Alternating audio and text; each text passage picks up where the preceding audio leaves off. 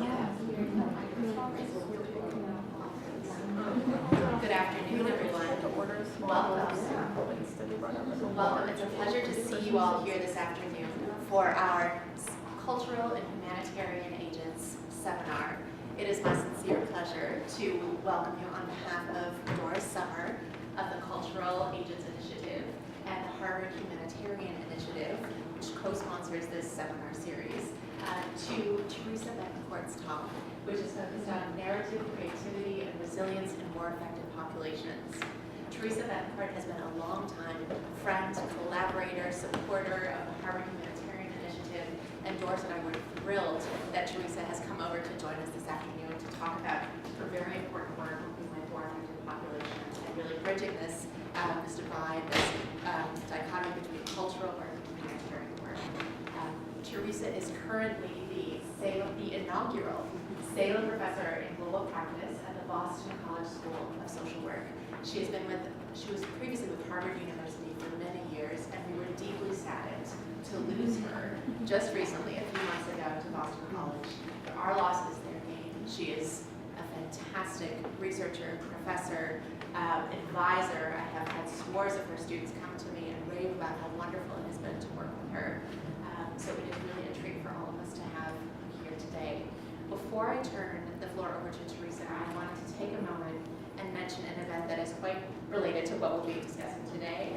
The Harvard Humanitarian Initiative is actually hosting a fundraising benefit concert this Sunday evening that will raise funds to benefit those who've been affected by the 3 recent hurricanes here domestically, Hurricanes Harvey, Irma, and Maria. The concert will take place at Club Oberon at the ART just down the street. And if you'd like to join us, tickets are contribute as you can. So for students, as little as $5. If you'd like to buy a ticket and come join us, you're most welcome. It's going to be a lot of fun. So 7 to 8:30 this Sunday evening, November the 12th. And we will wrap up just around the time when the Patriots game is starting. So for folks who want to roll around the Patriots game and watch that, we will be done in time. And for our session this afternoon, Teresa's going to speak for about 45 minutes or so, and then we'll have time for questions and discussion. And Doris, is there anything else you may wish to add? Just thanks to you, Theresa, and thanks to you, Theresa. I feel very blessed. Teresa's real world, to be right? flanked by William Theresa. And I can't tell you how happy and proud we are to feature your talk today. Thank you so much for being with us. So I want to thank Doris and Theresa and Alan for all their great organization and to welcome me. I think this is such a wonderful group, and it's fun for me to come back. I'll stand up so it's easier to hear me. It made me really think about my work in different ways, so it pushed me to sort of go back to some of what we've been doing in 3 different settings to pull together a narrative to share with you for this seminar. So I'm really excited to get your feedback and also hear your thoughts on some of the work we're doing. So where I'd like to go with my talk is to give you some conceptual underpinnings of the work we're doing on war affected populations in several different settings, and also groups facing adversity of many different types, and I'll tell you how we think about that. I'm going to draw from a 15-year intergenerational study of war that we've been doing in Sierra Leone, as well as some narratives with war-affected youth looking at that study, and the use of proverb and narrative and language also in some of our interventions, both with families affected by HIV, as well as now in a family-based preventative intervention that we're actually doing here in New England with refugees from Somalia and from Bhutan. So, and then I'd love your thoughts on next steps for this sort of work and how it is synergistic or not, or your thoughts on how it relates to things you're involved with. So as you heard from Theresa, I direct a research program on children in adversity. And in this work, we're explicitly taking a strengths focus. So when people talk about war-affected populations, trauma, oftentimes there's a focus on psychopathology and deficits. But we're also, as a research program, very interested in understanding what contributes to resilient outcomes, life outcomes of young people who go through serious adversity. And that's to also help close this gap between what we know about the science of early adversity and mental health and brain development in young children and the quality of what's really delivered in very low resource settings. When you look at how evidence-based programs are and how much they build on strengths, there's actually not a lot of good work yet being done in so many parts of the world. So we're looking to close that no-do gap in the work that we do. And so when I talk about adversity, I'm really speaking about some of the recent exceptions to improvements in child health around the world. So if you look at child health statistics, we're seeing improvements in under 5 mortality, infant mortality, increased access to care in many portions of the world. But the big exceptions to these are countries with a high burden of armed conflict, refugee displacement, and violence, and also countries with a high burden of HIV and AIDS. So when we started the research program on children in adversity, our focus were really on these exceptions to improvements in child health globally. And mental health really matters in these equations. If you look at leading causes, and as Theresa mentioned, I was for many years at the Harvard School of Public Health in the Department of Global Health, where I'm still an adjunct professor. And when we look at metrics like disability-adjusted life years, mental health issues are a major contributor, in the top 3 contributor to disability-adjusted life years loss when we look at the world, high-income countries, middle-income countries, and also low-income countries. So these are not side issues. Thinking about mental health and the impact of adversity on that is really a critical public health issue globally. But the reality is, when it comes to accessing services, as we're seeing in the news now, everything from the opioid epidemic to gun violence and calls for attention to mental health, we have huge treatment gaps in this country. And then you go to low resource settings, like many of the countries that we're working in, and we can see individuals who require treatment for mental health problems, upwards of 85%, even 90% don't get access to care in many poor countries around the world. So we have big problems about reaching them. And other factors of global mental health are, not only is it a leading cause of disability worldwide, it's estimated that psychiatric and neurologic conditions account for 28% of all years lived with disability globally, but mental health problems are risk factors for other health problems, for adult health, for poor child development outcomes, for even underweight and malnutrition in children, with maternal mental health being a contributor to that. But the reality is there's a lot of stigma in talking about mental health. And families oftentimes have very stigmatizing perceptions of mental health services and receiving them. And so this contributes to inadequate access to care in many cultures around the world. Now, conceptually, I wanted to touch on a few different constructs right up front. So the other construct I want to talk about is the construct of resilience. And so as a general definition, resilience refers to positive adaptation despite adversity. And what's important about looking at that definition is that you need to have adversity to talk about resilience, that it is a response to challenging events in someone's life. And there's been a long history of research on resilience in a range of different settings of people who overcame situations that normally you'd expect there to be very poor mental health outcomes or developmental outcomes, and the study of this, what sort of predicts young people doing better or worse in challenging situations. So Emmy Werner has a very famous study on the island of Kauai where she looked at families in extreme disadvantage and poverty, understanding what were the processes that contributed to better or worse outcomes. Michael Rudder has done really groundbreaking work on the children of mentally ill caregivers. Also Dante Cicchetti's work on abused and neglected children, and Jim Garbarino, who's looked at the topic of children exposed to violence. And the field has shifted in recent times. So it used to be, when you looked at early resilience writing, they were talking about resilient traits. So things that describe certain kids, super kids, who were particularly attractive or intelligent or able to elicit support. But those aren't things that you can really change. So the field has really moved towards thinking about leverageable protective processes and resilience as a process whereby you see better than expected mental health or developmental outcomes. And when we think in this way, we start to look to the broader social ecology, and I'll talk a little bit about that from the perspective of war-affected populations, but that stressors move through individual, family, community, and even collective resources to shape adjustment over time. And that's why we have to think of more of a process rather than traits of certain individuals when we're talking about resilience. So in thinking of resilience as a process, we have to think about protective factors. And this is from Garmisi. Protective factors are attributes of persons, environments, situations, and events that appear to temper predictions of psychopathology based on an individual's at-risk status. They provide resistance to risk and foster outcomes marked by patterns of adaptation and competence. And so these are big topics in resilience research, thinking about, well, what is a competent outcome? What is healthy adaptation or adjustment? And these remain challenges in the field in terms of measurement. But I want you to leave here in thinking of resilience in terms of public health and mental health, that resilience is not merely a quality of individuals or traits, that we are now speaking about resilient outcomes or life trajectories, and it really talks about the whole broader social ecology, and I'll show you a bit about how we think about that with war-affected populations. And also, resilience does not mean invulnerability. We're not talking about super kids, that everybody's on a spectrum of different resilient adaptations to challenges. And just as risk factors exist at all layers of the social ecology, also protective factors exist. And we have to understand what are those and how can we leverage those. And that's where some of what I'd like to talk about with trauma and narrative comes into play. So narrative as a therapeutic concept, first of all, just to give a general definition, narrative refers to the threading together of a set of events or experiences in a temporal sequence in order to make sense of them. So it's ultimately a meaning-making venture. And in therapy, the therapist or the interventionist is working with individuals or families or groups as a collaborative venture to illuminate these narratives, to explore them, to tell the story.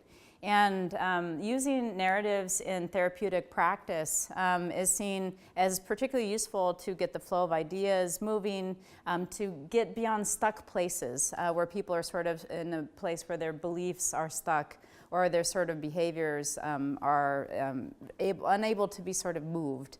And for adolescent populations, this is a particularly effective, engaging sort of practice, using storytelling as a space for therapeutic work together. So in narrative work, the emphasis on stories pulls ideas from what we would call social constructionism theory. Meanings and understandings of the world are fluid. We engage them by telling them. And telling of experience is a very important part of making meaning of experiences. And also in working with families, it's important to recognize that each person's story has intrinsic connections to the stories of others. And when we work with families together, such as refugee families, we're looking to illuminate the family narrative, the different perspectives on the family's experience, because ultimately refugee processes and resettlement are journeys of transition and change. And for many families, you'll see from some of the work I'll share later on our refugee project, they've never told that story before. And it can be very illuminating and empowering for families to begin to share those sorts of shared narratives across different perspectives of different members of the family. So with these sort of conceptual backdrops, I wanted to draw from each of these projects, actually, and what I'm going to share with you today. So my research program on children in adversity has worked for a long time on the topic of children in armed conflict. We've worked in northern Uganda on the topic of child soldiers. Our research in Sierra Leone, I'm going to go into much more depth, also takes up some of those topics. But we've also worked in the Chechen displacement on the Ethiopia-Eritrea border. So there are different ways in which these themes come into play. And in collaboration with Partners in Health and the government of Rwanda, and back in 2007, we started some really exciting work on working with families affected by HIV and AIDS. I'm going to draw a bit from some of that today. And then we were able to take that same intervention, which is family-based prevention, with a real strengths focus, and bring it back here for African diaspora populations, and have now been working with Somali Bantu, and Bhutanese refugees here in New England. So we have a pretty large project site in Springfield and also in Lewiston, Maine. And so I spend a lot of time driving up to Lewiston, Maine these days, but I'll show you some details from that project too. And you know, you all in this seminar don't have to be told this, but again, these issues of war-affected populations, again, are really critical in the public discourse, because we are in our lifetimes facing the largest humanitarian emergency since World War II, in our lifetimes. So these are not side issues, these are central issues. And if you look at the numbers, I mean, it's just absolutely daunting. More than 250 million children live in countries affected by armed conflict, and that's actively affected by armed conflict. If you put into that equation fragile post-conflict states like Sierra Leone, Liberia, where I'm working, the number's much bigger. I've seen estimates up to 1 billion children affected by armed conflict if you take into account post-conflict situations. And then look at the numbers on refugees. At the end of 2016, there were 5 million refugees. And then internal displacement is such a tremendously huge issue, 65.6 million forcibly displaced people. And when we look at surveys of displaced populations, oftentimes there are large amounts of women and children. So this is very much an issue of children, adolescents, and youth, as well as an issue facing women and families. So what's going on here? Well, the nature of war itself is changing. So we're seeing an increase in intrastate conflicts involving non-state actors, militia groups, terrorist organizations, paramilitary groups. And in the great wars of the past, some people say there's an off-cited statistic that it used to be 9 soldiers to every 1 civilian killed, and now that's entirely shifted, that we're seeing 9 civilians to every 1 soldier killed.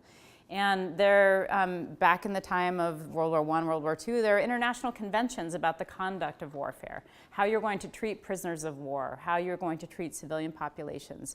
But in modern wars, we're looking at wars of destabilization. So there are no parameters in terms of how civilian populations are treated, and they're actually targeted. So modern wars are targeting hospitals, they're targeting schools, they're targeting neighborhoods, and this is where children grow and spend their time. So there's implications for immediate life and survival, but also the trajectory of development that young people are placed upon in terms of their life opportunities to pursue an education, to hold down a job, to have mentorship, to have attachment figures in their lives. So we're really faced with some huge challenges. And when it comes to mental health, we see that children exposed to war suffer from high rates of traumatic stress reactions, depression, anxiety, high-risk behaviors. If you look just at a topic that I've worked on, child soldiers and post-traumatic stress disorder in northern Uganda, there's a range of studies, and they estimate rates of PTSD anywhere from 27% to 35%. And Betancourt, who's a friend of mine who's done work in Nepal, with a really well-validated measure, he found 55% of the young people he screened would meet criteria for post-traumatic stress disorder. So we have huge treatment gaps again. But we're doing too much research that's cross-sectional in nature, that comes and counts how many traumas and how much psychopathology, but not enough attention to the post-conflict environment, and I'm going to show you why that matters. And also interventions. What are the interventions that can work in these settings where you have very few mental health professionals? Sierra Leone is 6 million people. For the longest time, there was 1 quasi-retired psychiatrist for the whole country. We've been able to really support 2 junior psychiatrists who are now, finished their training and starting to get involved. But that's 2 psychiatrists for 6 million people, post-conflict, post-Ebola. So we have to think very creatively about intervention models, and also starting to think intergenerationally. How do we address these cycles of violence and think about prevention and engaging families and communities in building peace? And those are topics of tremendous discussion. I know HHI is very interested in that too. So I mentioned this developmental, social, ecological model, which really underpins a lot of our work. So we know that mental health and development in any one child is due to what Bronfenbrenner would call ontogenetic factors, age, gender, temperament, intelligence, genetic history, but also what's going on in the microsystem, in the relationship between those settings of development, between the household and the community. Who are the caregivers, the attachment figures in a child's life? What's the nature of family relationships, family conflict, family resources? And then you can't stop there. You have to go out to the larger community and think about what are the resources available in that community for other mentors, other people in that young person's lives, school teachers, opportunities to advance yourself. And then the macro system, the societal level, that's so important in thinking about armed conflict because every conflict is different. If you consider the war in northern Uganda, where people's involvement was mainly through forced abduction, that people weren't supporting the LRA, they didn't believe in the madness and the ideology behind that. Compare that to the occupied Palestinian territories and the political ideology that underpins that conflict, very different. And so then how you think about mental health, healing, reconciliation, and moving forward is shaped by that context very much so, and it's critical to understand it at each level. So now I want to go into the example of Sierra Leone, which this has really been a labor of love of many people. It's not just my work. It takes a huge team of collaborators. We've had wonderful people at Harvard, Boston College, City University of New York, University of Georgia, and then our funders throughout the years from USAID to the National Institutes of Health. And then partners in the government with the Ministry of Youth, with the Ministry of Social Welfare, and then Caritas Sierra Leone, as well as our local research staff who are so amazing. They kept going and did a whole study on the social context of Ebola right during the outbreak. So it used to be when I would give a talk about Sierra Leone, people had never heard of it. But unfortunately, due to the Ebola outbreak, it's been very much in the news. And you see it there on the coast of West Africa, neighboring Liberia, Cote d'Ivoire, and Guinea.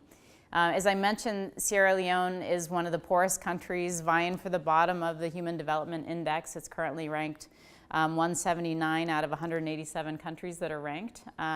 You see a population of about 6 million. Again, these issues of youth are very important because this has a youth bulge like we see in the demography, a median age of 19. Life expectancy in Sierra Leone is 58.2 years. That has come up. It used to be in the high 40s. So a very difficult place. So if you're someone like me who studies adversity, unfortunately, Sierra Leone has offered far too many opportunities to study adversity. And so when we had the outbreak of Ebola, in Sierra Leone alone, there were more than 8,700 confirmed cases, nearly 4,000 confirmed deaths, and then just massive health system collapse, basically.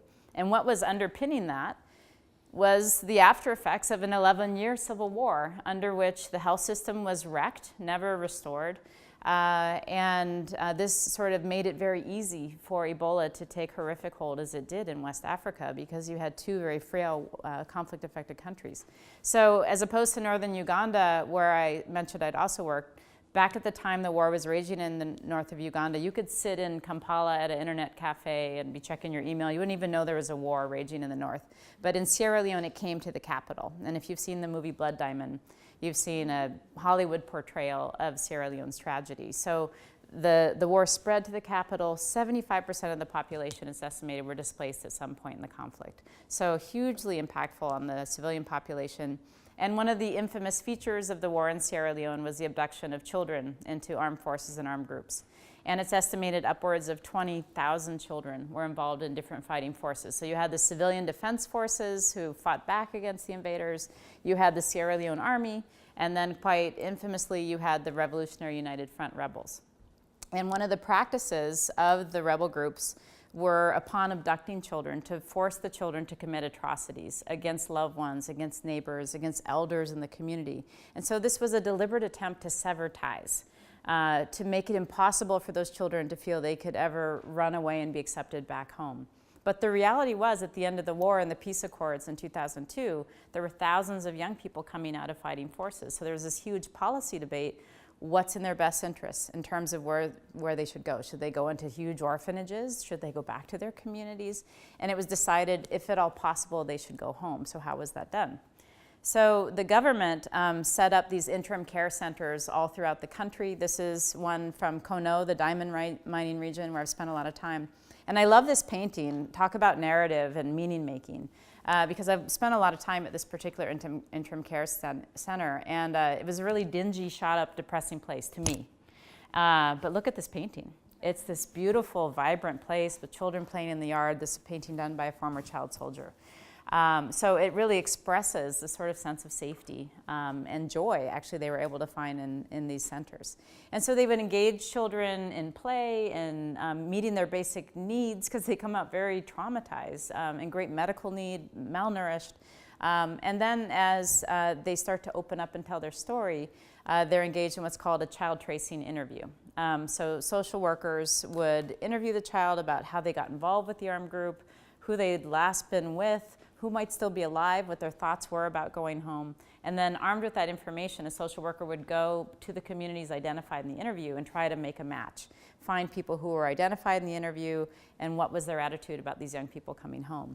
Another part of this that's really important for the narrative in Sierra Leone is that they held these town hall style community sensitization meetings as well.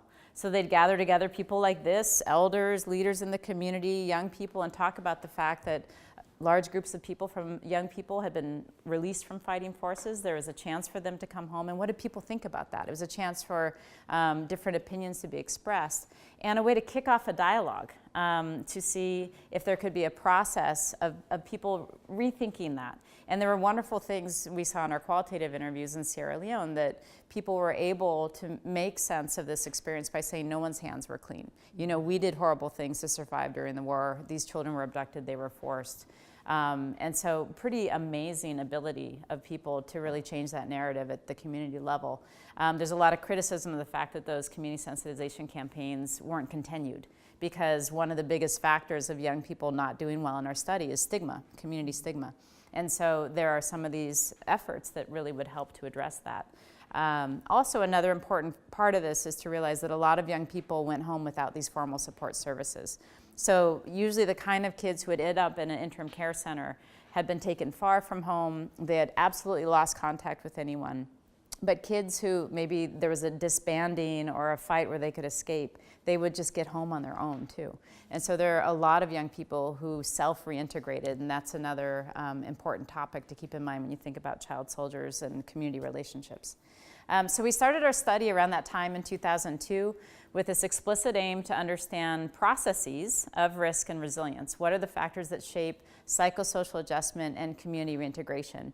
And it's a mixed method study, so for those of you using qualitative methods, we saw those as really vital to understanding how do people think about certain issues here, taking opinions from elders, from youth, from family members, and then also repeat measures in a survey, looking at things like mental health symptoms, access to school, attitudes about their future. So we had both the surveys as well as the qualitative interviews over time.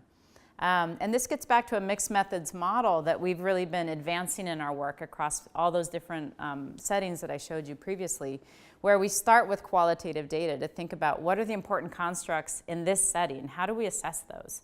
How do people even think about mental health constructs? What are their terms? What are their indicators? How can we then capture that in measurement?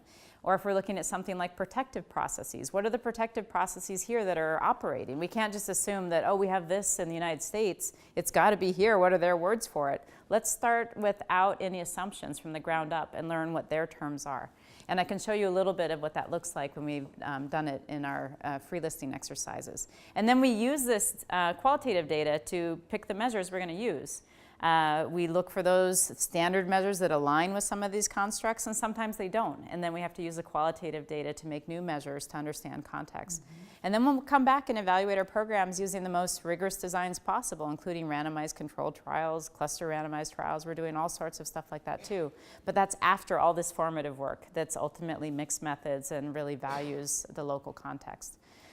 So if I could get everybody in our sample, it's about 529 young people, a third of them girls, especially because we are taking a sample from the interim care center. So we actually got the roster of all young people processed through that Kono interim care center during the most active 8-month period of reintegration. We also did a door-to-door sample of young people who didn't go through the reintegration programs, trying to find non-former child soldiers, but we found a lot of not self-reintegrated youth. It was very hard to find young people who weren't affected, involved in some armed group.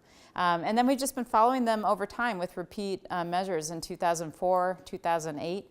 And we were slowed by the Ebola epidemic. We were just about to collect data when Ebola broke out back in 2014, and then did our 15-year follow-up in 2016, 2017. So it's really a testament to our local team that we've been able to pull that off and retain, I think 67% of the sample is the current estimate. So we talk about toxic stress in child development, and these are sort of repeat trauma exposures that occur without the buffering attachment figures that normally would soothe the child when they go through a frightening experience like a traumatic event.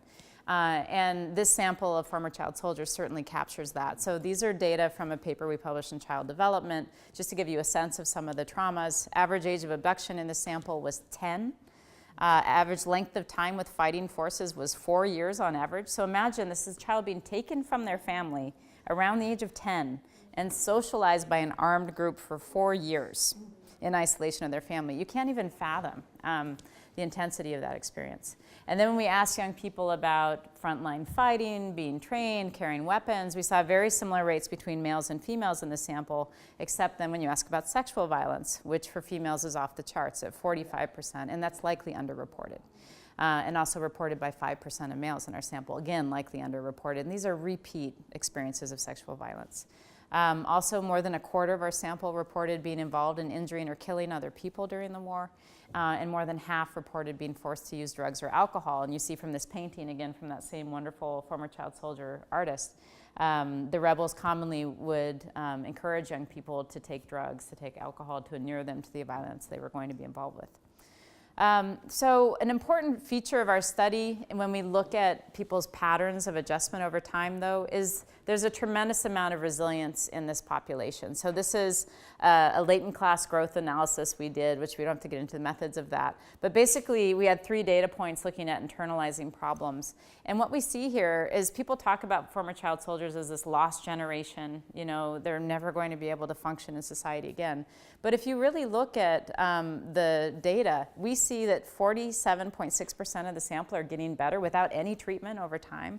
And 41% had always been at a sort of low level of distress, whereas those who are truly deteriorating over time, and this is with like depression-like problems, are 6.4%, and high symptoms about 4.5%. So about 11% who are really on concerning trajectories. And in general, we see tremendous patterns of resilience. Now, this is sort of relative resilience because this is relative to the sample of former child soldiers. If you were to compare these rates to US rates, they're certainly much more elevated. So these are still, it's not to discount the distress, but the patterns of adjustment over time trend towards resilient outcomes, people adjusting even without treatment access. But there are young people who still suffer. And we found that of those who look the worst over time, they really have this confluence of war-related exposures, such as some of the most toxic war experiences, surviving rape, associated with depression, anxiety, participating in injuring and killing others, associated with deficits in interpersonal relationships, death of a caregiver associated with depression, anxiety. And those are so much worse when they're met with rejection by the community, stigma, poor access to school, and then multiple daily hardships, housing insecurity, food insecurity, and low social support. And it's really these people we worry about because it's this constellation of symptoms and impairments that get in the way of them taking up life opportunities. And there are opportunities in Sierra Leone for getting back into school, for employment programs, but young people, some young people who have this constellation of difficulties can't participate. And let me show you this to talk about narratives. This is a young man in our study who I think sort of exemplifies these dynamics. So this is not his real name, but this is a boy I've taken a great deal of interest in and just sort of tracking his life over time. When we last interviewed him, he was 17 and living in a rural area of Sierra Leone.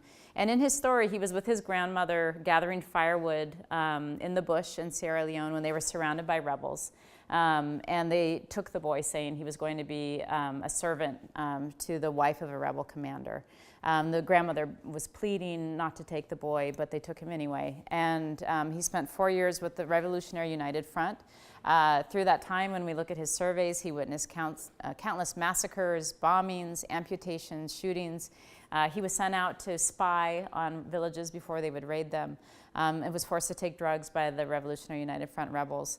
And then after the war, when they tried to reunite SAR with his family, they had a very difficult time making that link.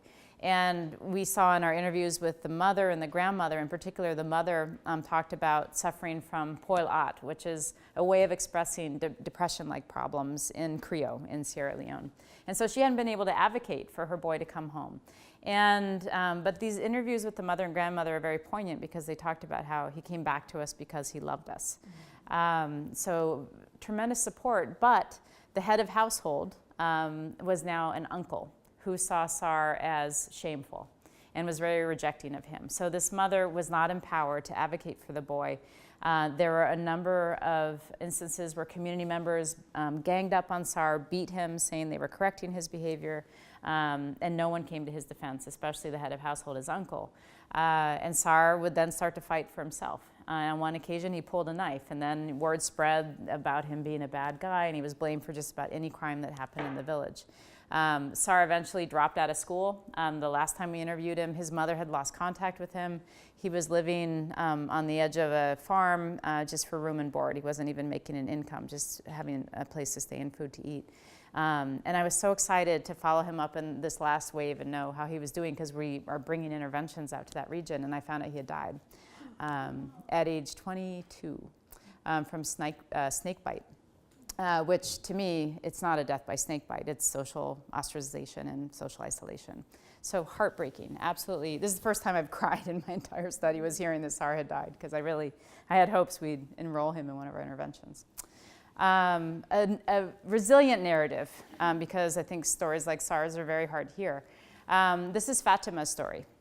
And Fatima in her interview talks about how the rebels attacked her village, everyone ran, but she couldn't run fast enough and her mother had to leave her behind. She was captured by the rebels. And the interesting thing about Fatima, when you talk about social support and that social ecology and where you get those attachment relationships, Fatima made it through her time with the rebels, also a length of time similar to SAR's, by developing this close friendship with another girl who she called her sister.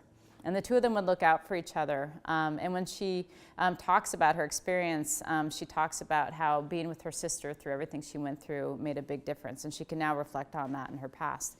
And when she first got back to her family, she expressed suffering from nightmares, depression, same thing that SAR had, the community rejecting her and saying she'd been with the fighting forces and people pointing fingers. But one thing that's amazing about Fatima is she had this internal resolve plus a supportive mother. And she was a good student, and she was able to continue in her studies.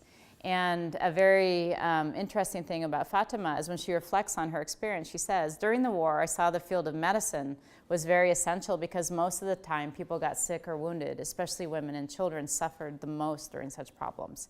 So I thought if I do medicine, I'll be helpful to other people. So she set her sights on this trajectory for herself, this journey. And she had the ability to do that and the supports around her. I know an employee at UNICEF who's a local Sierra Leonean who's been secretly contributing to a scholarship fund for her for many years. And so the social ecology around Fatima was so much stronger. She's a top student. She was awarded a government scholarship, and she's gone on to medical school. Her sister, who went through the war with her, has been studying to be a UN humanitarian worker. And Fatima, in reflecting back, says she knows she'll be particularly good at working with survivors of torture. She says, I'll be able to know their problems because I've also been a victim of their same situation. So you see these two different narratives, and it's really like, where are the leverage points? How can we make a difference in transforming that trajectory for some young people? Yeah. She was very similar to SAR. I think that's why I picked her. So she may have been a little older, like 10. He was very, very little. And she, you know, girls were taken for sexual purposes often, but then they get involved in all kinds of other roles. So I think she was taken a little older. Yeah. So this is a picture of a school in Sierra Leone that we've collaborated with called Educate. And it's a UK charity. They're getting some of the top test scores in Sierra Leone. And Educate's a neat program because these are out-of-school youth who are on the streets, living in poverty. And it's free for you to go to Educate, but they do expect you to pay the following fees: excellent attendance, excellent behavior, and excellent effort. Now think of SAR. Could SAR pay those fees? Probably not. Could Fatima? Yes. And so the question became, for those young people who don't have some of those coping skills to thrive when given a life opportunity like that, after we learned what we learned from our study, we started to think about intervention models. And so we did formative work, again, going back to our mixed method self. These are some key stakeholder interviews we did with young people working with young people in Sierra Leone.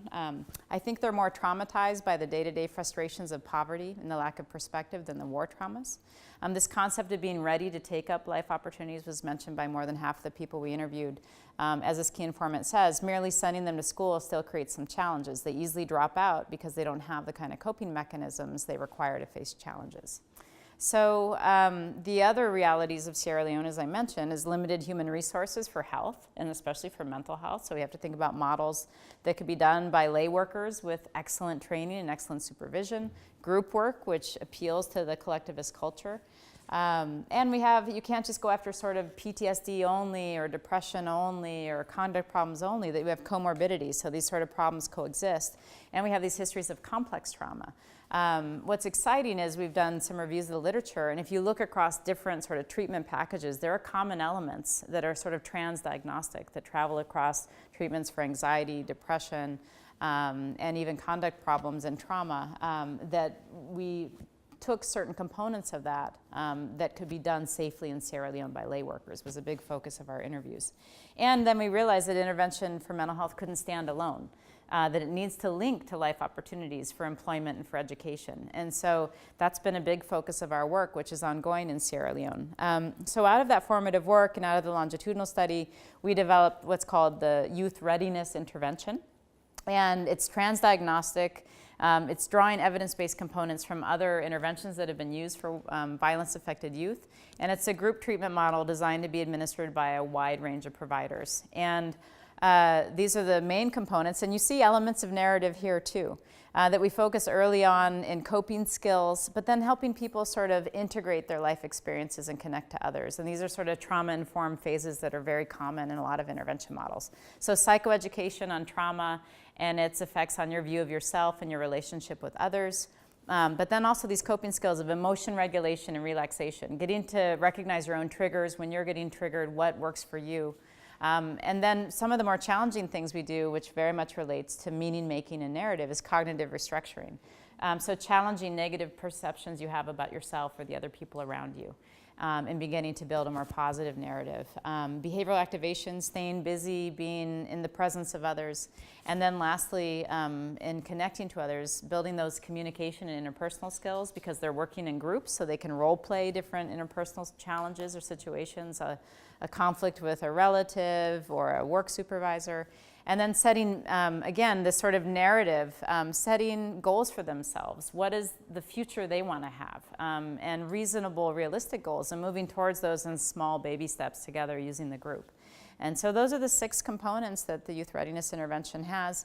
The young people we're working with are, 15 to 25 has been our target population. That's the UN definition of youth. But oftentimes they're not very literate. They've missed a lot of school.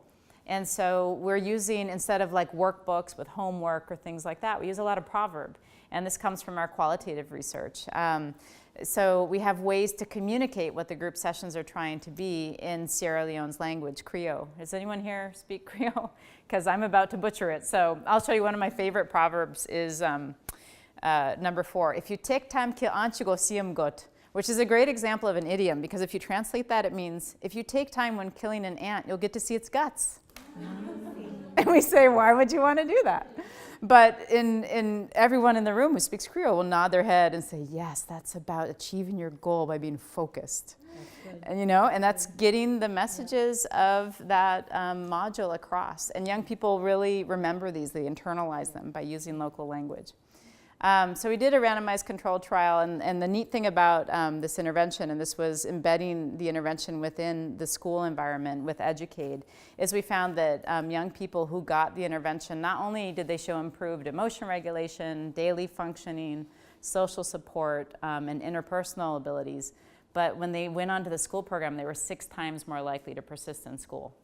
And teachers who didn't know who got what rated them as having better attitudes in the classroom, better attendance. So we saw this effect. And now we've been taking this to youth employment programs. So now we have a big initiative called Youth Forward, which has a focus in Sierra Leone and Liberia. It's funded by the National Institutes of Mental Health as a mental health services research hub. And we'll be studying the scale up of this evidence-based intervention, the youth readiness intervention, through youth employment programs funded by development actors. So we've been talking to the World Bank. This phase is likely to be funded by GIZ, the German Development Agency. So it's really exciting, taking evidence-based mental health to new platforms and using the workers who are involved in youth employment to deliver this, and then studying how can we train them and supervise them to do high-quality work with very vulnerable youth. So I wanted to talk a little bit about Rwanda and the refugee intervention before I wrap up. So I mentioned that we started this work on families affected by HIV and AIDS back in 2007 with Partners in Health. This is in the southern Kayanza district, Rinkwavu in particular. And Rwanda is a very interesting country, very different than Sierra Leone. This is one of those countries that's making all those statistics happen on slashing infant mortality and maternal mortality. Their adult HIV prevalence and incidence both have dropped precipitously. But again, compound adversity. You have the AIDS epidemic and you have the vestiges of the '94 genocide. And stakeholders are cognizant that things in situations like HIV, it's ultimately a family illness.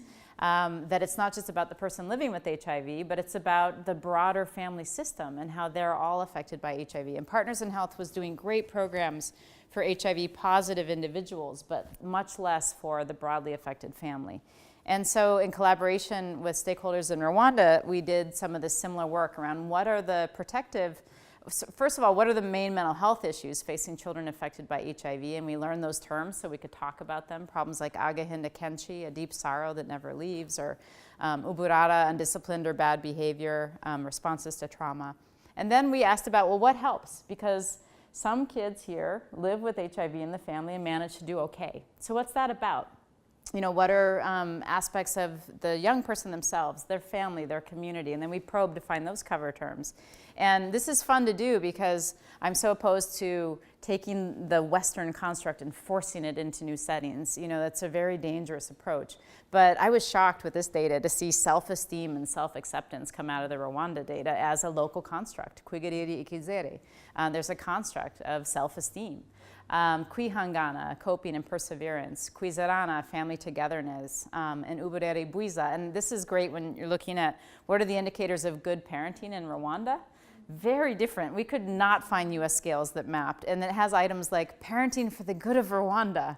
Can you imagine like a US measure that has items like that? And then how they think about social support. So we've been able to create indicators and measures of all of these sorts of constructs in our work. And they map on again to that social ecology I was talking about earlier. And so in thinking about intervention models, we wanted to think from a prevention perspective, because you have households affected by HIV and you don't want the young people who are living in those households where caregivers are living with HIV. We know they have high risk of depression, dropping out of school. So how can we think from a prevention perspective? And we were working here in Boston with Dr. Bill Beardsley at Children's Hospital, who is a developer of an intervention called Family Talk. And Bill's work comes out of responding to the risks facing children who live with depressed caregivers. That we know that having a parent with depression is one of the biggest risk factors for children to develop depression. And so Bill, in working with caregivers, started to work with their children and started to open up communication and help parents become the source of information about depression and reassurance about when you're getting treatment, you can live a very successful life. This family can be successful despite depression. And helping the parent sort of be in the driver's seat. And we saw that as an excellent fit for HIV as a family illness, and also thinking about the cultural context of families in Rwanda from what we learned in the qualitative data. So here's our conceptual model of the intervention. You have these sort of risk factors, the misinformation and fear about HIV. Kids are afraid to hug their parents or eat off the same plate as their parents. Also, when it comes to the narrative, you have this sort of foreshortened sense of future that happens when crises or trauma affect families. It feels like life is over. Why bother? Why bother going to school? Why bother continuing to try and make an income? We're all going to die anyway. And you see very high rates of dropout in kids. And then poor communication among family members. They're seeing their parent go and get treatment and taking pills, but they have no idea what's going on. And people in the community are talking about how their parent has a disease, but they're never been told themselves. And then family social and economic stress, that parents are impaired and not able to work in the same way. So the intervention is bringing through family home visiting psychoeducation about HIV AIDS, as well as trauma and the past genocide effects wherever that's needed in a family. And then a huge part of this is what we call the family narrative. And I'll show you how we use that in work with families. And then improving parenting skills, communication skills, and helping families navigate informal and formal resources around them, their neighbors, but also government services for health and social services, with the idea of reducing risk of mental health problems in kids. And again, beautiful themes drawn from the Rwandan culture, which has a long oral tradition. And beautiful poetry. So these are some of the proverbs that we use in the different sessions. Nothing can defeat combined hands. A family will not break as long as there are no secrets in it. Children are the future of Rwanda. And I love this last one. If someone doesn't spend enough time with his father, he will never know what his grandfather said. So that message about how important intergenerational ties are. We also use a lot of artistic work in psychoeducation materials. These are 2 books we use in the intervention that are told from the perspective of the child. So the first one is when someone in the family has HIV, and it's told from the child's perspective about the worries when they see their parents sickly and taking drugs and their fear that life is over. And then it changes the narrative in the book about how living with HIV when you're getting treatment is like living with any chronic illness, like living with diabetes. And you can read this book in the household and then have a discussion, which is really exciting. And then we have a second one we did on trauma, given the after effects of the genocide. And some families brought that into their family narrative and some didn't. So the family narrative, so this is a really important part of the family strengthening intervention. And it's the telling of that family's unique story. And with help from the interventionist, the home visitor, caregivers and children build a timeline representing their life as a family. So they may lay out a piece of paper, or if they don't need to use materials, they can use rocks and draw a line in the sand and place along that narrative the key events in that family's history. And what the interventionist is trying to do is draw out the strengths. So when they talk about difficult times in the past, especially families who choose to talk about the genocide and surviving the genocide, they can illuminate what helped you through those really challenging times. What were the things that really mattered? And so it becomes a strength narrative. And the interventionist is referring back to this. And it's important to tell it from the caregiver's perspective, but also the children. And HIV and its role in this family story becomes very important in this intervention too. And this narrative unfolds throughout the course of the intervention. So here's one family, just quickly, who went through our intervention. This is a single mother. She was living in her household with a 15-year-old boy, a 12-year-old girl, a 9-year-old boy, 2 other children who, with her husband who had left her. The mother was devastated when she first learned she was HIV positive in 2003. The father left the family, remarried, which left this mother alone to raise 3 children. Poverty was a major concern, and also the children had this fear that the mother was going to die at any moment and just abandon them because she had HIV. And they weren't sure if she had HIV. They hadn't really been told, and they hadn't had a discussion about it as a family. The 15-year-old was deaf and mute. He had dropped out of school, and she was struggling just to have enough income to keep the 12-year-old and the 9-year-old in school. But amazing strengths of this family revealed in the narrative is that these children were extremely loving and attached to their mother.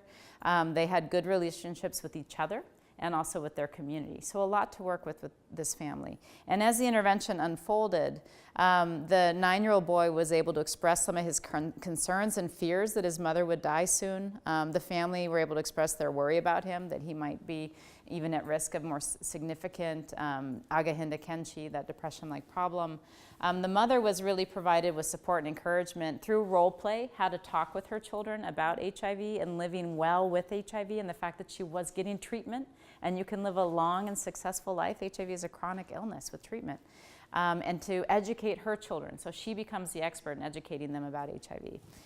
By the end of the intervention, the mother was coping well, felt very hopeful about her future, and comfortable talking about HIV with her kids. The children actually were feeling a great deal of relief too. The 9-year-old boy feeling less sadness and more reassurance, especially coming from his mother. And what's exciting is also through navigation of resources, they were able to secure a scholarship for the 15-year-old boy to a special school. And when I last met them, he showed me his report card and he was getting straight A's. He was like a rock star student. So again, just having some way to unstick, and move forward as a family. These are quotes from the family. The family strengthening intervention helped me to feel better about the illness because they taught us about HIV, and now I know it's a long life illness like diabetes, so I don't fear future life because my mommy can live a long life as long as she's taking medicines. And this is the mother. I learned I can change the repercussions of HIV if I can stay positive and patient, work hard despite my illness. So just to wrap up, I want to talk with you about how we're using narrative in the family strengthening intervention here in the Boston area and New England. And this began back in 2004. I was at Boston Medical Center with the refugee program, and we were contacted by the Lynn Public Schools. And they had had this influx of Somali Bantu refugees into the public school system, especially in the 1st through 3rd grade. And the teachers were losing their minds. The kids, they said, were badly behaved. They were fighting all the time. And we came out to do some assessment. And you'd see things like the teacher would say, okay, class, line up for supplies. And the kids would come flying to the front of the line because they'd been in a refugee camp. And when you're handing out supplies in a refugee camp, you better be at the front of that line. And so these were learned behaviors. They weren't about bad kids, but they were behaviors they'd learn to survive in a camp setting. And then the parents thought, you know, in the Somali culture, it's very respectful to turn your child over to the teachers to be raised and stay out of the hair of the teachers. It's showing respect and dignity. But the teachers were saying, why? These parents are disengaged. They don't come to the school. They don't come to parent-teacher night. So we had to do awareness raising with both groups. And during that time, I met this amazing community leader, Awais Hussein, who had become a liaison for the school, and he was helping educate and help families communicate better with the school. And we decided, wow, there's really something we could do here, drawing from what we'd done in Africa, to think about prevention work. How could we help families when they resettle navigate this new life in the United States better so they could be successful? We don't have to wait till they develop mental health problems or get involved in juvenile justice systems. And this was happening with the Somali refugees in particular, especially as it related to parenting. Because in the camp, and Theresa, you will know this from humanitarian resettlement, they get a lot of education about certain things, about what the U.S. is going to be like and how to take a bus or operate an oven or things like this. Nobody teaches families about parenting. You know, like what to expect in the United States about raising your kids. And then you hear scary things like, oh, and there's this thing called Child Protective Services. And we know that a lot of you are using corporal punishment and hitting your kids here to address their behavior. If you do that in the United States, they'll take your children away. And so people get here and parenting is just like, I give up, just do whatever. I don't want to get in trouble with Child Protective Services. And then they're told, if you have any emergencies, call 911. So we've got, the refugees calling for, I lost my keys. Or we just gotten, an argument, my son kicked me, and then kids are going out in handcuffs with the, juvenile justice system involvement is off the charts for the Somali community. And especially in Lewiston, Maine, where we're working now. And so we wanted to think from a prevention perspective that some of this, we can address some of these parenting challenges. And we had this African model that we could adapt to the African diaspora population here. And so we did that same process that I showed you, that identified the mental health problems and the terms for them and the protective processes. First with Somali Bantu refugees, but then we had this challenge in the United States that we keep developing mental health or prevention services for one cultural group at a time. And that really doesn't work, because flows are ever changing. Yes, it's Hmong refugees now or Vietnamese now, but next it's going to be Liberian and Afghani and Syrian, and we can't just have one service at a time. And so we wanted to challenge ourselves. Could we do this model with two distinct refugee groups at once? And if the community health workers speak English and their language, know their culture, could they be a core team and then go out and do that intervention in their communities? And so we joined up with the Bhutanese community, so you have this high rate of juvenile justice involvement. Somalis are the largest resettlement of African refugees in U.S. history. The Bhutanese are also coming in large numbers and have this tremendously high rate of suicide. And so it's been a public health emergency. The Centers for Disease Control has done a big study on this, trying to understand what's going on. So when it comes to mental health, it's a really key group to be working with in large resettlement in New England. So much like the intervention you saw in Rwanda, we're looking at similar risk factors here, but now we're looking at misinformation about the U.S. education system, social services, the poor family communication, and sort of breakdown in the parent being empowered to parent in the family. And so the core intervention components relate to, education on navigating those formal and informal supports, education about what's expected of you in the U.S. educational system and social services, what they're there to do, what are the police there to do, getting some real information so that parents feel empowered. And then, again, the family narrative is a big part of this intervention, and we use it much like we did in the intervention in Rwanda. And then also role-playing positive parenting skills, helping parents think about setting rules, having natural consequences, using nonviolent parenting techniques. And they've never been given a lot of this. So it's done by refugees for refugees. And so we've been doing a pilot with 80 refugee families right now in Springfield, Chelsea, Lynn, Jamaica Plain, half Bhutanese, half Somali Bantu. Again, we've got the intervention, it's brief, strengths-based, it's really focused on identifying those protective processes in the family, illuminating the core issues. There are separate sessions with the caregivers and the children, and they come together in a family meeting, which for a lot of families is the first time they've all talked together about some of these issues in terms of where they want to go as a family together. And narrative is really exciting in working with refugees because you sort of have this naturalistic phase, this journey they've been on from pre-flight to flight to resettlement and all the stressors along the way, but also all those protective resources that come into play. And illuminating those in the family narrative is a big part of also what the intervention is doing. So here's from our training in Lewiston, Maine, that using the narrative is about building a timeline of the family history and really talking about their journey as a refugee family. And illuminating those sources of strength and resilience along the way. Through our training, because this is community-based participatory research, we've been training refugees to do research in their community. And so these are some of our community health workers in Lewiston, Maine, through telling their own stories and learning how to keep a strengths focus as they do the narrative in the families they're working with. And for a lot of these refugee families, it's the first time they've talked about their story and shared it with each other. And it's a real opportunity to both to acknowledge challenges, but also the strengths and resilience. You know, refugees to be here resettled in the United States are super survivors. If you think of what it takes to marshal the resources to get to this point in their lives, there's so much to draw from. And this process can be very cathartic. And then the narrative doesn't stop with the now, it looks forward. So you as a family, where do you want to go? Where do you want that story to go? What do you want that future story to look like? And talking about how they're going to get there together. So here's an example, somehow I zoomed in too much, of one of the narratives from a Bhutanese family. Let's see, I'm having a tech problem. I can't go into the next slide. I don't know what I did. Do you? Escape? Yeah, there you go. And so this is the family narrative. You know, they talk about early life in Bhutan, the early marriage when the family came together, the displacement to Nepal, the birth of children. And along the way, the interventionist is talking about what were the challenges you faced, also what were the strengths that you drew upon to get through those challenges, like the resettlement to refugee camps in Nepal, and then coming to the United States and what your early experiences are like, and then where you want this family story to go. For children, this is also an opportunity to set goals and think about that shared future together.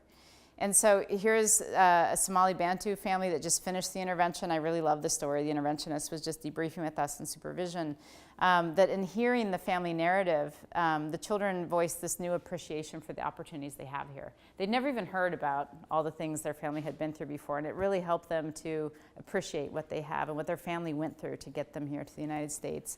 They'd never sat down together and had a conversation like this. It was their first time to open up the door for communication. Now the family plans to have monthly gatherings. The mother was also able to put a system of rules into place, and the children are helping with chores, doing things that they hadn't done before. And she reports feeling empowered, that she understands more of how to navigate the U.S. educational system. They were able to link her up with a My speaker to work with the school. And so this is a family who's leaving feeling pretty empowered, and we hope that as we continue the work, we'll be able to see more results like that. So just to wrap up, I think the implications of all this, that narrative and meaning making are critical elements to work with families affected by armed conflict. The use of narrative and intervention work is a really exciting tool for helping individuals and families safely honor past events and challenges, but also identify strengths and think about how to leverage those in moving forward. And using narratives in intervention models, both with individuals, with groups, and with families, can help illuminate strengths, improve understanding in terms of in-depth, especially in families, compassion and shared experience, and build a shared vision together. So with that, I'll wrap up and open it to discussion. Thank you. Do you want me to go up there? So questions, comments, how are we doing on time? Can I jump in? Yes. Because I'm so excited. I feel like a refugee kid running for the materials. This is such exciting and important work right now. I'm really I'm both moved already and hope to continue conversation. I want to see if you're interested in exploring an aspect of this work that is implied and that might become more explicit if it's useful. And that is the way art unsticks you. You talk about narrative, you talk about painting. I would like to think about art making in general as a way to take control of a life that looks like without control. Yeah. And I want to link it up with what might be possible, isn't happening yet, but what might be possible in U.S. educational settings like the ones you mentioned. Yeah. Lynn, before the refugees came, had a very high rate of dropouts, very high rate of drug addiction, of dropouts. So coming into the school system that's already dysfunctional puts more burden on refugee families. Everything that you've been talking about targets refugee families as the affected community, as if the world that they're coming into had been functional. Right? So I would like to explore with you how to do a left hand, right hand kind of intervention, and start with the notion of art as empowering. When someone tells a story, when someone draws a picture, makes a painting, they're in control. They tell you what they want to tell you. They give you the focus that they want to give it. And somehow they're not victim of the events anymore. And so how do we use that basic notion of art to make an educational environment or community environment that supports the kind of interventions you're undertaking? And just one footnote on a kind of proof of concept. We worked through Pretext, which is a teacher training program we have through cultural agents, with United Somali Youth in Dorchester. Right? Do you know that? I've heard of them. I've worked more with REAC and JP. Okay, so I don't know the yet, but United Somali Youth works with kids who aren't only from Somalia, but from neighboring countries. They're still learning English. And we played for a week with them with a chapter of Things Fall Apart. A good novel in English, written right now. They danced the chapter, they drew the chapter, they made theater in the chapter, and then they were in control of the chapter. And when the youth leader said, what do you want to do this summer? They had 2 days a week. They said, we want to do Pretext. They could do any art form. He said, okay, what do you want to do the other day? They said, Pretext. Do something. They were enjoying learning English because it was being delivered in a way that put them in control. And that's not happening in public school. So I just wanted to tell you that experience and ask you the question about art in general. And, the subtext is, I'd love to work with you. Yeah, well, we would welcome that, especially in Lewiston, Maine. We would be very excited. I don't know if you know that I have a master's degree in expressive arts therapy. So that's some of my interests, and I think the way that we use proverb and drama and more interactive, approaches to thinking about intervention models.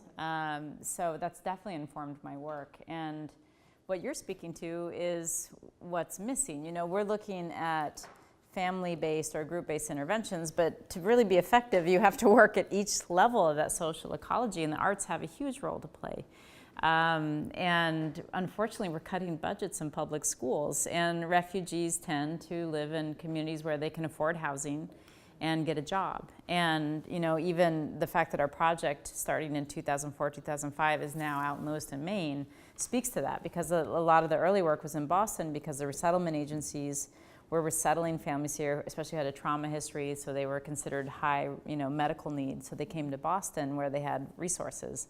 And all those resources have been unfunded, underfunded, and so the families are drifting to other communities that are more affordable. And Lewiston, Maine's had a huge problem with racism.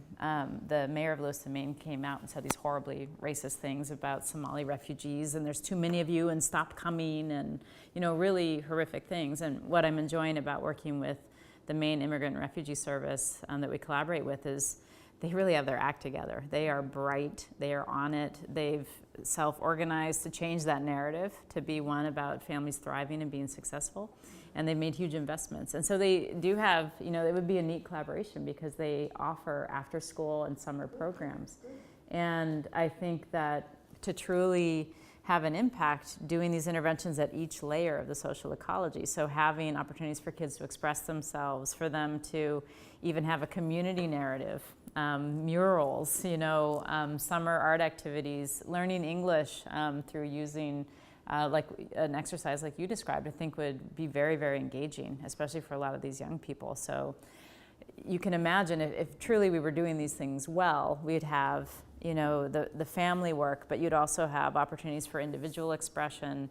You'd have community collective events. And I've seen with a lot of the refugees that we work with how important those arts events are.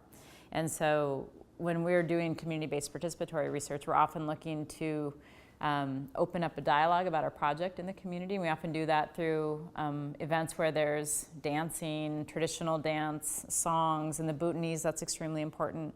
I think we have a community event in Springfield coming up very soon where we'll be doing similar things. Where we have some performers who are doing readings and poetry and music. So I think there are so many neat opportunities to build out. This is just one little layer of the social ecology. So ideally, we would amplify it and offer those through what they're doing after school and in summer programs. And what is really needed is sort of that collaboration to bring facilitators who've done this before and can help them think creatively how to set up their supplies and find the right sort of space. And I think there'd be a really welcome attitude towards it. And before I just let other people come in, I would like to also think about reforming what happens in the conventional classroom for everyone, so that the local white kids notice that the creative Somali added something to it. Exactly. So that's where I would like to explore. And even here, a neat place to be working is Chelsea High.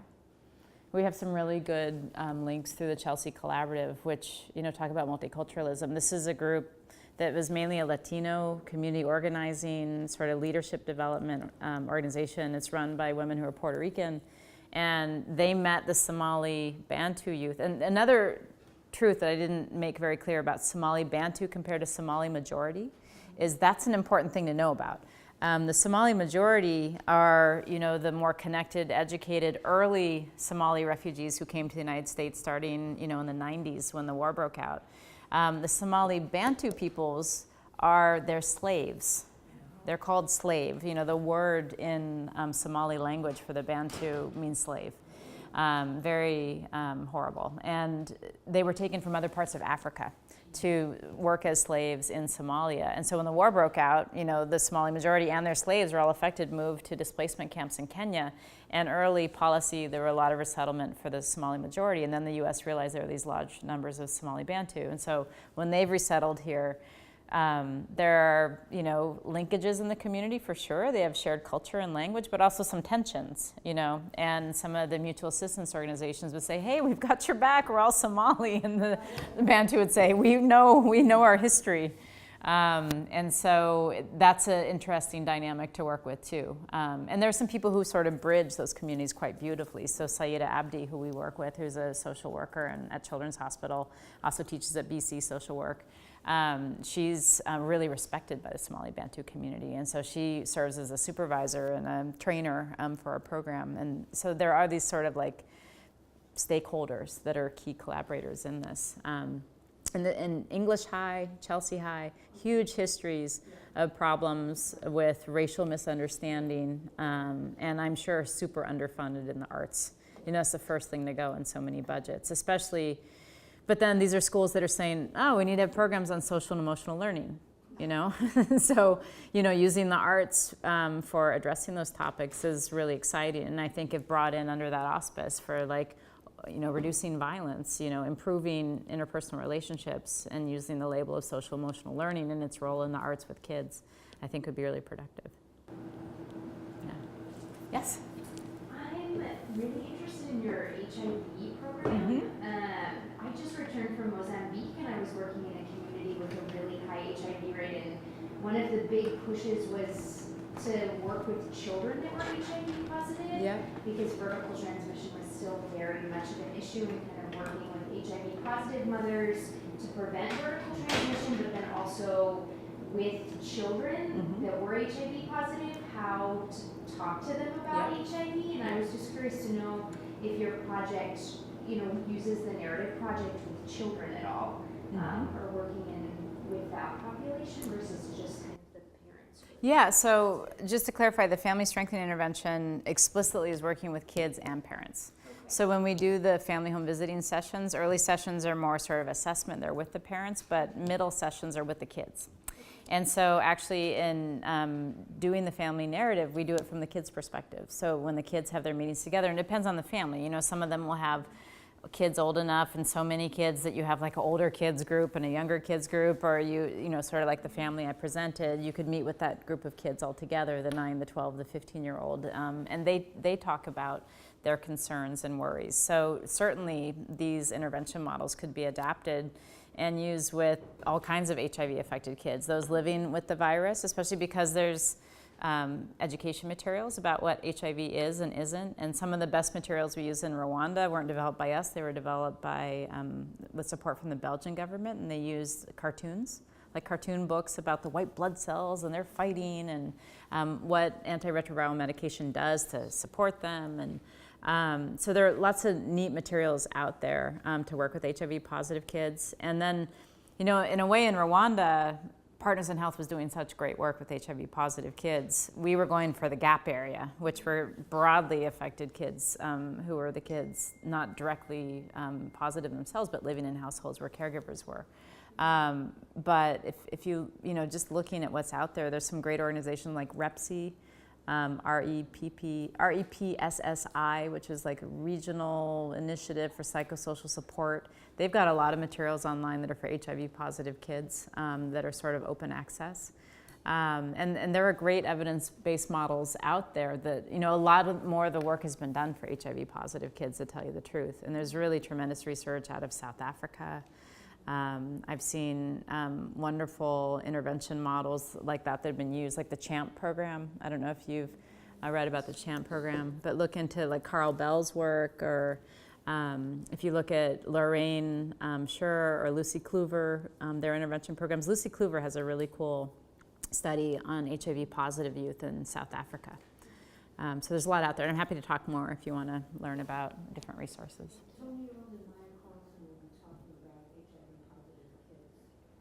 Yeah, Tanzania. Mm-hmm.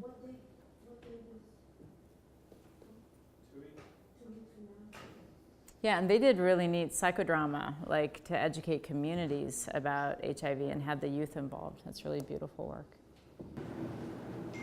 Yes? Thank you for the talk, that was stunning. And I'm thinking about how we could integrate design, because from what I see, you speak of these different scales of intervention, like first at the individual, onto family and the community, and then society. But I'm wondering how might your work be better served by using redesign or technology? And I recall a project called, I think it's vaguely something like the Letters to Strangers project, which crowdsourced a lot of coping mechanisms, wisdoms of resilience, personal experiences, written as letters to nobody in particular, to strangers. And what happened, I think the project aimed to catalog, you know, advice like this, but on friendship, on love, on loss, on death, on depression. But what it turned into was an online database. So when you were having a right? Yeah. And you already seem to have information like this. Yeah. And I saw a couple of your slides where each family's story is already written down. And I wonder if there's merit then to translate this into a database that's searchable by keywords. So it might not be, I mean, it might be culture specific, but still turn into generalizable truths to be accessed by many for places where you can't personally go there, but to operate at that scale of society. Yeah. That's one point. And the second was, I know in the Vietnam Museum of War Remnants, they wanted to sort of use narrative to propose a shift and say we no longer want to be a museum about war, but one of peace and integration. Yeah. And what they did there was to invite war veterans from America to come down and tell the story from the perspective of the Vietnamese and vice versa. And a lot of your work seems to be about changing the narrative from within. Yes. But it could also be very much about including the other in my narrative as well. And both are powerful. Yeah, very powerful, very beautiful. There's actually a really wonderful film called Ichizere, which in Kinyarwanda means hope. I don't know if you guys do a movie series here, but that film is mind-blowing because it basically is bringing together survivors of genocide with perpetrators of the genocide in like an intensive 1-week workshop. And they dialogue and have these exercises where they're interacting together. And you're watching it and you can't believe they're doing this. And they do it. And it is transformative. And there hadn't been a space for that, you know. So these sort of, you know, the capacity of the human heart to forgive, to, you know, have hope despite the most horrific circumstances just continues to, you know, boggle my mind sometimes when I see instances like that. So I highly recommend, you know, those sorts. Myself, like, I'm always thinking of what's going to be safe, what's feasible, what can go to scale, and if we put this thing out in the world, that it will do no harm. So in our youth readiness intervention, we're not trying to do hardcore trauma processing. We don't want to put that in the intervention because we want to make sure that do no harm is like the first step of any intervention, and we know it's going to be done by lay workers. And we're doing excellent, you know, science around supervision and training, but once we put that out there in the world, you can't necessarily control that. So how we put that together in the first instance is what we would call deployment focus. We're really thinking about how it would have future use and how it would live on beyond the study. But in terms of crowdsourcing and using tech, I mean, we're very interested in using technology. I have these other, you know, crazy ways that I want to use technology if there are people from the design school who ever want to collaborate. You know, just on like helping kids express their feelings, you could use cartoons and assessments, you know, like tablet-based assessments. We keep using these questionnaires, which is so ridiculous. Like, you could program a tablet to show cartoons that look like a Somali kid or a Rwandan kid or a Bhutanese kid, and they just press the picture that looks like them. But we're not there yet in terms of how we do these kind of assessments. Also, I think, you know, I've seen some neat things. UNICEF has this, this crowdsourced youth data initiative called the UNICEF Dataverse or something like that, which is along the lines of what you're saying, but it's more used for having young people express their opinion about certain public policies. And so it's like an online polling thing because at least in Sierra Leone or Rwanda, the access, no one's got a smartphone. You know, in Vietnam they do. Most people have access to a smartphone, but it's, you know, their little Nokia, and it's maybe like one person in the family has it, so they can do simple text-based things. But I've seen like the UNICEF Dataverse being used. I think it's called UData or something like. It's super cool, and it's crowdsourcing with youth being able to weigh in on important topics. And so I think those sorts of issues, there's a lot of potential for them. When I worked briefly in India, we did a tour with the Piramal Foundation, which is a major health foundation. And they had set up this hotline, a health hotline, so people could call in with health questions. And you want to know what the #1 kind of health question was all relationships and mental health. You know, they were getting so many, they were expecting like, how do I clean an infected wound or things like that? And they were getting all these mental health questions. And so I think what you're saying in terms of making those resources more accessible to people in low resource settings, there's a real hunger for it. In Sierra Leone, one of the best things I've seen is Talking Drum Studio had a radio program. And it was like a telenovela on the radio about the lives of youth. And they would talk about these topics like sexual victimization and a girl's narrative, and sort of raise awareness around sexual violence facing young women in that country. And these are like madly popular. And radio, when you think of those different layers, like we're working at some layers, but we invite partners to work at other layers. There's a huge role for technology, even if it's rudimentary like radio access, because people just don't have web access or we can't even get Wi-Fi or internet at most of our sites in Sierra Leone. But there's a huge space for collaborators from design. And then on the design front, like seriously, School of Design here, thinkers. In Rwanda, it's policy. Now the intervention we're doing also has a focus on early childhood development. So we're not just doing the HIV part, but now a general Breaking Cycles of Poverty project with the World Bank. And Rwanda has all these policies, you know, very top down, like every family must have a kitchen garden. So every poor family must have this plot of land where they grow a variety of vegetables, but nobody does it, you know. But there would be really neat challenges for the design school to think about how could they help Rwanda truly enact that policy. Could there be little kits or, you know, small, affordable ways that they could, for very poor families, help them reinvigorate things like that, or latrines, hand washing stations? Because when we're working with the poorest of the poor families, there are all these things they're supposed to have these things, but they don't. And so a lot of our intervention is helping them just bring in basic hygiene, better nutritional balance, and then reducing violence, while they're also providing more stimulating environment for their kids. And some of that basic messaging could be taken, you know, text messaging, radio programs. In Rwanda, in the early childhood development program, we'd interview caregivers, and they'd say, why would I talk to my baby? The baby's not talking yet. I look like I'm a crazy person. And so just bringing like this messaging around your baby's brain is growing. It's needing you to feed it. And when you talk and sing, even if your baby's not talking yet, you're helping feed their brain, so they're going to grow better. So that messaging can be at all levels, and using tech and crowdsourcing, all that's really exciting. Yeah.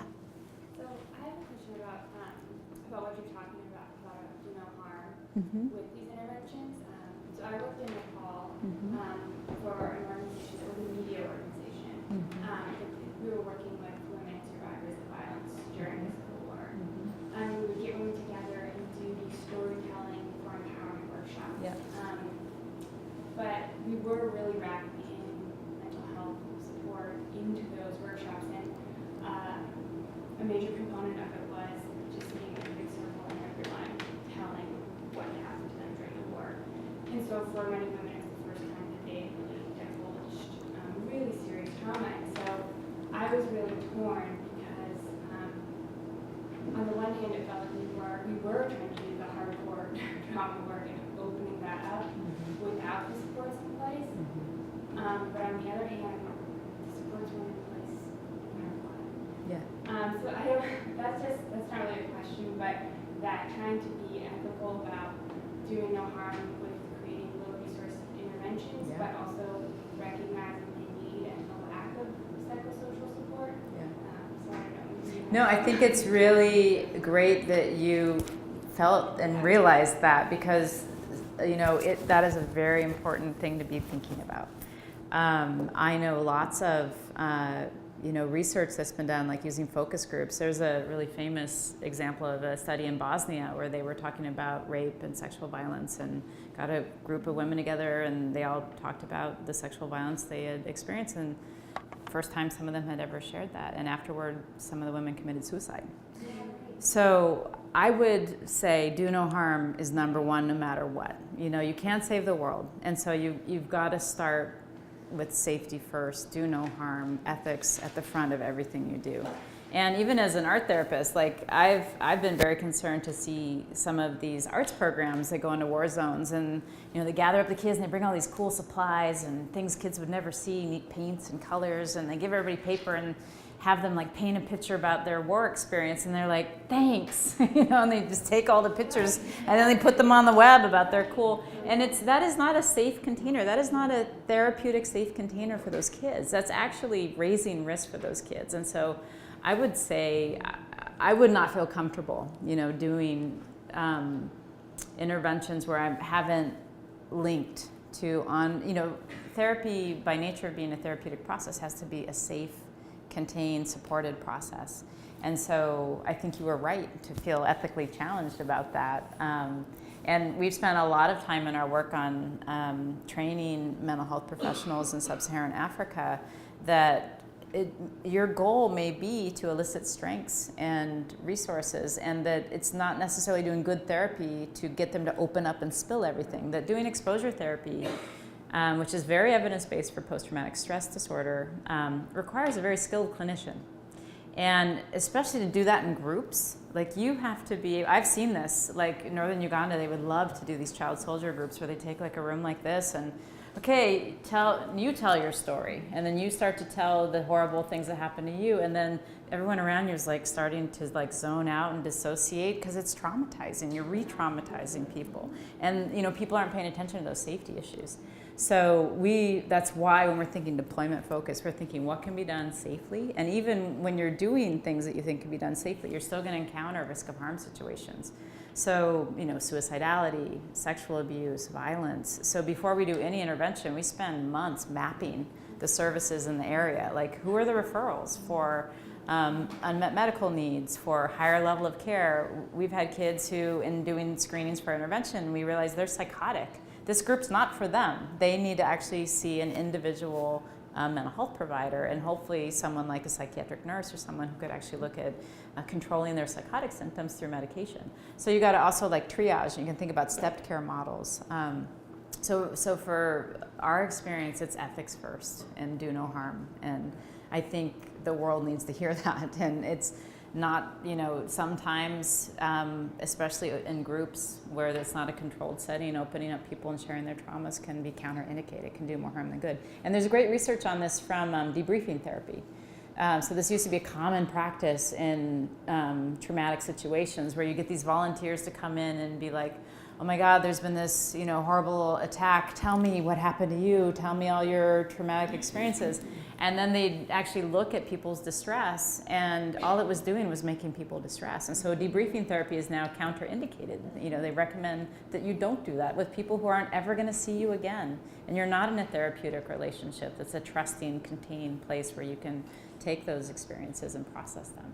But if I'm talking about that, if you use an object that looks like it has nothing to do with you, and you create something around that, your distress is going to come out indirectly. Yeah, and I think what I'm also emphasizing here is the ongoing relationship. So if you are showing up with cool paints in a war zone and having kids paint a lot of horrible traumatic paintings, and then you're out of there in a day to go put them on the web for your NGO, that I think is unethical. If you are committing to work with a group of children for extended periods of time and really build the resources and have an ongoing relationship where they can open up and they can share those experiences safely and be supported, that's a very different relationship. And so I think it's how it's done and how it's envisioned in terms of an ongoing commitment, and the ethics of that is really critical. Oh, sorry. Sorry. So I made a note when you said that in Sierra Leone, there's a narrative that nobody's hands are clean, and that's kind of you describe as kind of like a healing sentiment. And my question is whether you've seen at times that be encountered, like a harmful sentiment as well.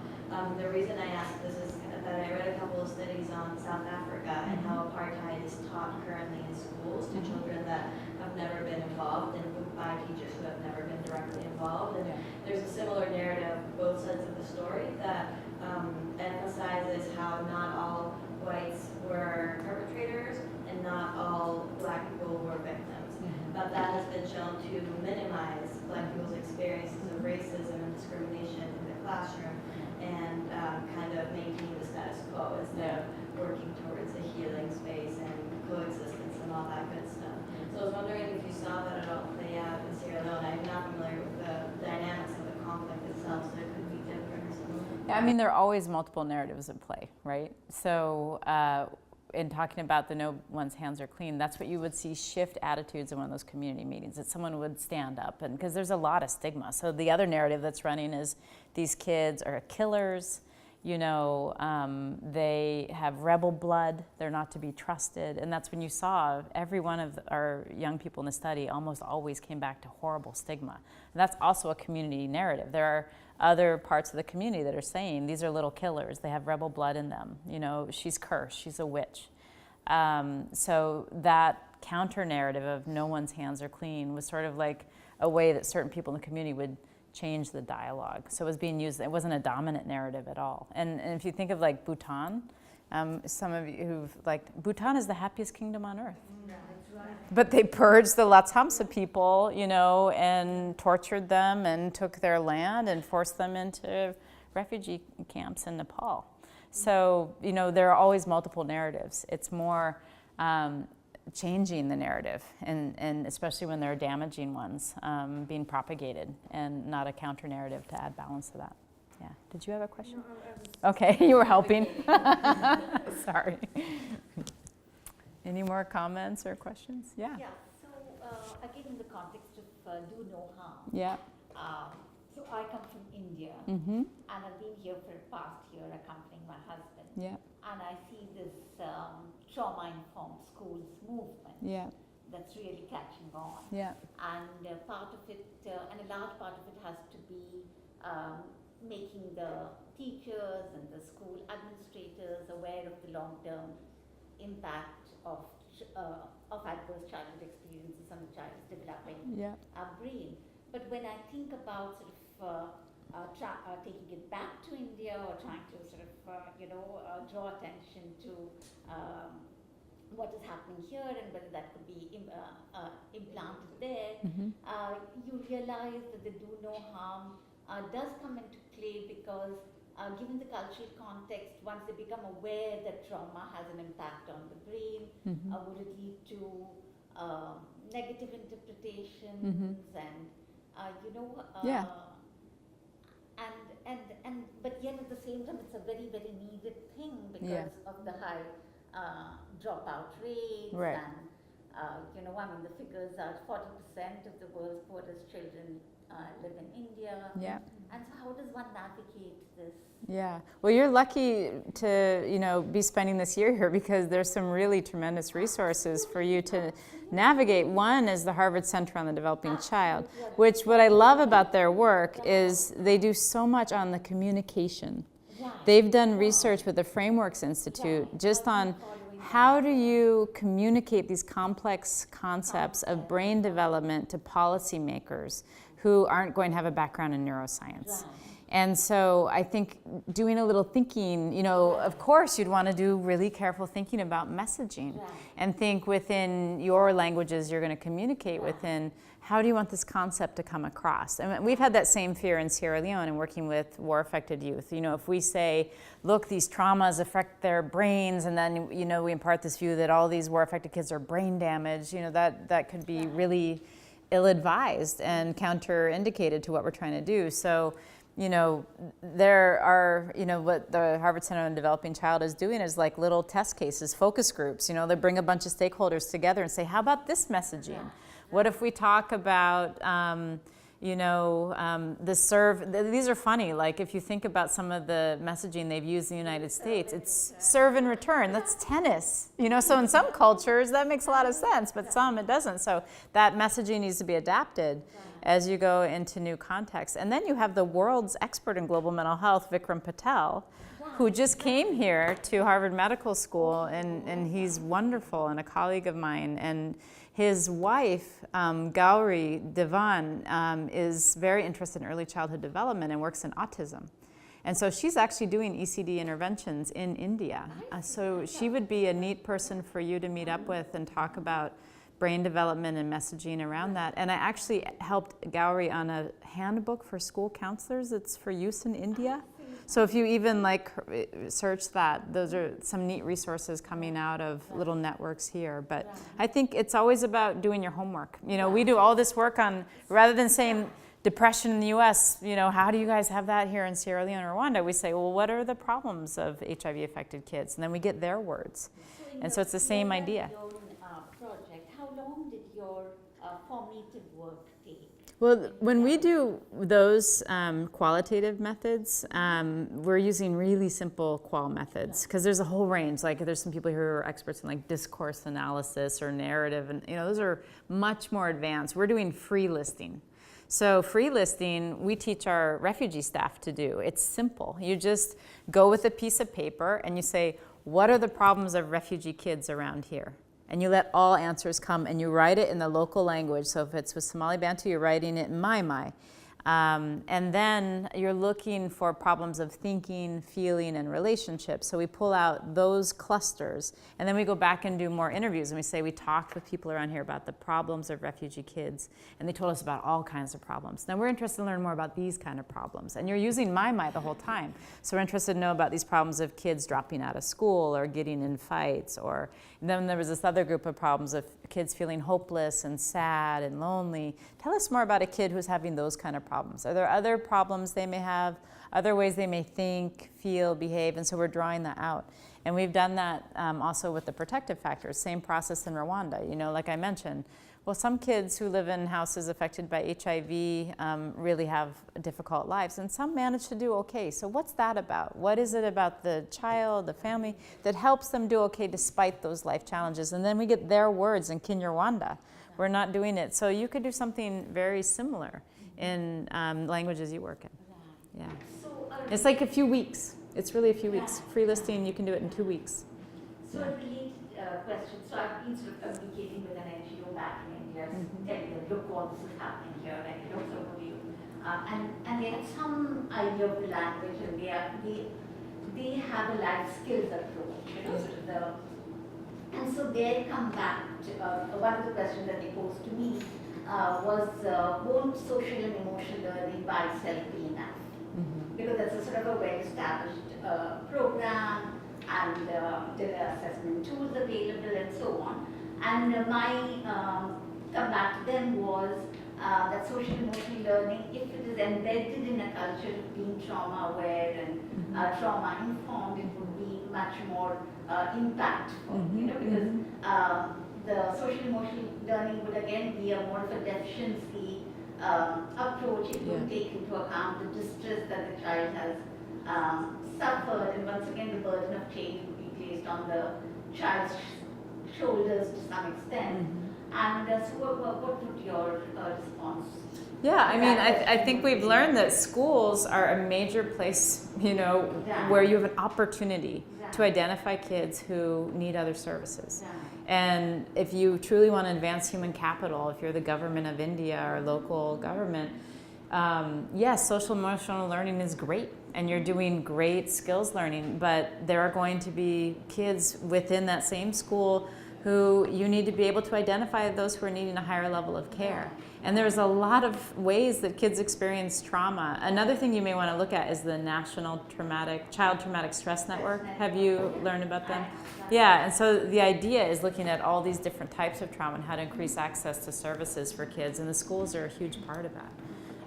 So I think, you know, you're making the right arguments, and social emotional learning is just one tool in the toolkit. But the schools are where kids are spending a lot of time. It's an opportunity to ensure that kids get identified who need other services. And we screen for vision, we screen for dental caries.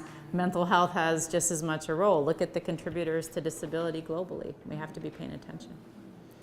So it looks like it's 6 and we're, you know, coming to a close, but I want to thank everybody. It was really fun to come together.